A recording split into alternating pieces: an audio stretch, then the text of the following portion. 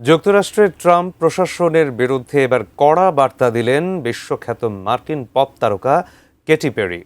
ইরানের সামরিক হামলার দৃশ্যের একটি ভিডিওতে তার গান ব্যবহার করায় তীব্র ক্ষোভ প্রকাশ করেছেন গায়িকা। অনুমতি ছাড়া আত্মমর্যাদা ও অনুপ্রেরণার প্রতীক একটি গানকে ধ্বংস আর সহিংসতার হাতিয়ার হিসেবে ব্যবহারকে সমর্থন করেন না বলেও মন্তব্য করেছেন এই মার্কিন শিল্পী।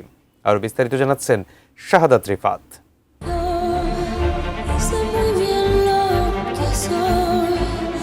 গানের ভাষা ছিল স্বপ্ন দেখার, নিজের ভেতরের আলো খুঁজে পাওয়ার, কিন্তু সেই ফায়ারওয়ার্ক এবার ব্যবহার হলো ইরান যুদ্ধের আগুনকে ঘিরে তৈরি একটি ভিডিওতে। আর তাতেই তীব্র প্রতিক্রিয়া জানিয়েছেন গানের শিল্পী ক্যাটি পেরি। হোয়াইট হাউসের টিকটক অ্যাকাউন্টে প্রকাশিত একটি ভিডিওতে ইরানের উপর সামরিক হামলার দৃশ্যের সঙ্গে বাজানো হয় বিশ্বব্যাপী জনপ্রিয় গান ফায়ারওয়ার্ক। ভিডিওর ক্যাপশনে লেখা ছিল, ইরানকে সতর্ক করা হলো।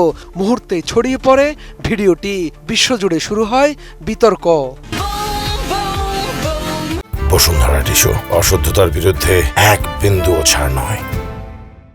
কয়েকদিন ধরে চলা সেই বিতর্কে নিজের অবস্থান স্পষ্ট করেছেন কেটি পেরি। সামাজিক যোগাযোগ মাধ্যম এক্সে তিনি জানান, গানটি ব্যবহারের অনুমতি তিনি কাউকে দেননি, এমনকি বিষয়টি তাকে জানানো হয়নি। তিনি জানান, আত্মমর্যাদা ও অনুপ্রেরণার প্রতীক একটি গানকে ধ্বংস আর সহিংসতার বার্তার সঙ্গে জুড়ে দেয়া তার শিল্পীসত্তার সম্পূর্ণ বিপরীত।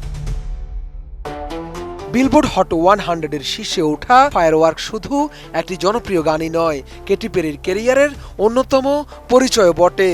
2023 সালে নিজের সবচেয়ে সফল 5টি অ্যালবামের স্বত্ব বিক্রি করলেও গানটির সঙ্গে জড়িয়ে থাকা বার্তা যে তার কাছে এখনও সমান গুরুত্বপূর্ণ, সেই কথাই যেন আবারও মনে করিয়ে দিলেন এই মার্কিন তারকা। অবশ্য ট্রাম্পকে ঘিরে এমন বিতর্ক নতুন নয়। রাজনৈতিক সমাবেশ বা সরকারি প্রচারণায় অনুমতি ছাড়া গান ব্যবহারের অভিযোগে এর আগে প্রতিবাদ করেছেন Bruce Springsteen, Neil Young, Adele, Rihanna, Olivia Rodrigo এবং সাবরিনা কার্পেন্টারের মতো শিল্পীরাও। ডেমোক্রেটিক পার্টির সমর্থক হিসাবে পরিচিত কেটি পেরির এই প্রতিবাদ শুধু একটি গানকে ঘিরেই নয়, এটি শিল্পীর অধিকার, কপিরাইট এবং শিল্পের বার্তাকে কিভাবে ব্যবহার করবে সেই পুরনো প্রশ্নটিকেও আবার সামনে নিয়ে এসেছে।